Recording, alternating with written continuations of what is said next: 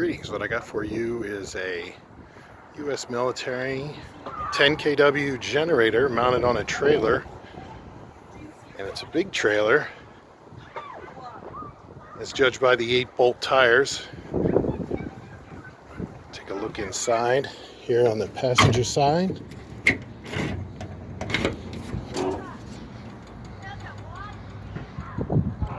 Four-cylinder engine, diesel. All new filters. There's one oil filter there in blue. You can see the red has another fine fuel filter, and then there's a larger coarse and water separator fuel filter behind the switch. And up top there is air cleaner, radiator in the back. So let's take a look at the rear. Actually, there's not much to look at in the rear because the exhaust, rear is where you put the fuel in, but the exhaust heat comes out of the top. Pretty clever. Hopefully you can see all that. Here's the nameplate. 10 kW was manufactured in April of 2000. And it's got single phase 120, single phase 240, 120, and then three phase 208, 120.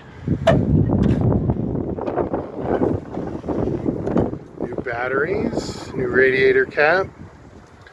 It's hard to see, but there's a new fan belt. It's a multi-rib fan belt. Starters and wires are as they were.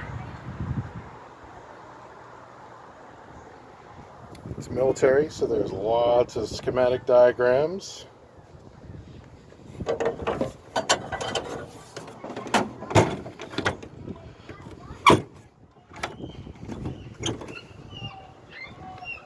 hear the kids in the background. Our neighbors are having a good time.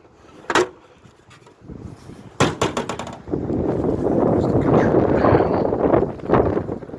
If I zoom in, hopefully you can see that it's 1,561.2 hours on it, which is barely broken in for a diesel. Open this compartment. Some color of the. Sorry, forgive my handling of the camera. It's where all the power connections are. It's got the wrench, Allen wrench.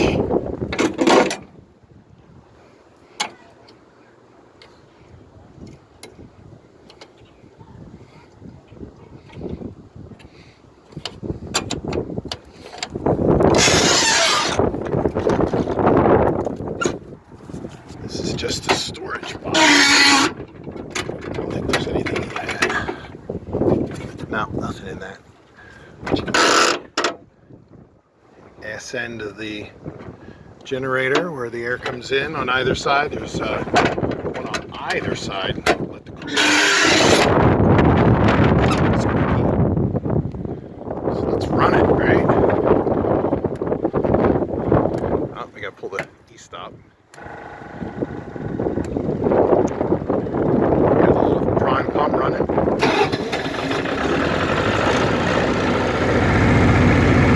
Exhaust comes out of the top. You can see it's also perfectly cold. Generator is generating. I'm sorry, the alternator is generating power to recover the batteries.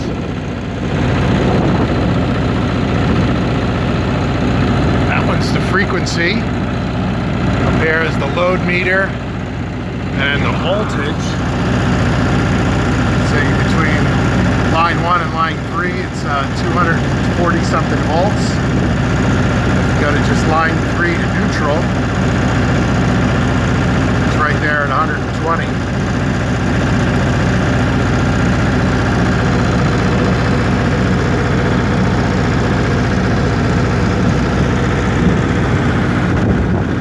There's convenience power here.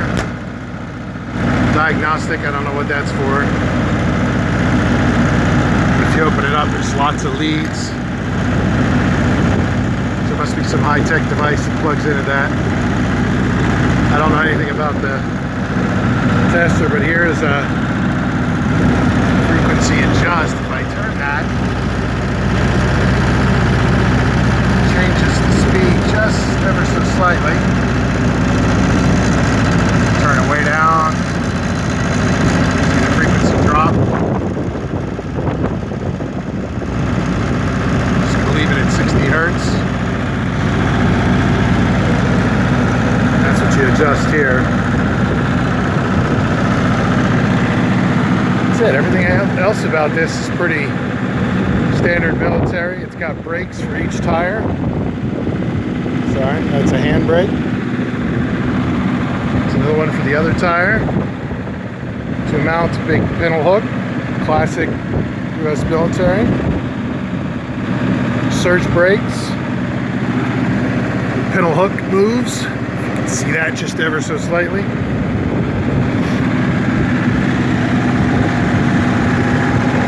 Tires are most likely original. Down here you can see how much of my finger disappears. So there's a lot of depth, tread depth on these. It's easily at least a ½ an inch or more. Exhaust port.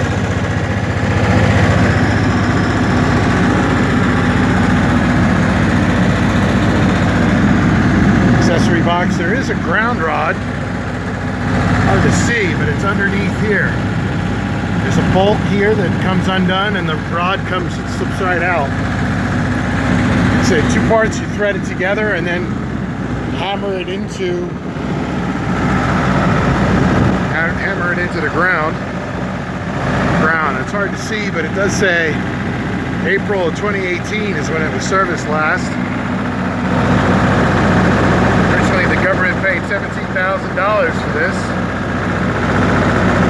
See from here, the last time it was in Kuwait, and it went to Tobyhanna, Pennsylvania. I bought it at auction, Chambersburg, Pennsylvania. So that's all for now. Thank you.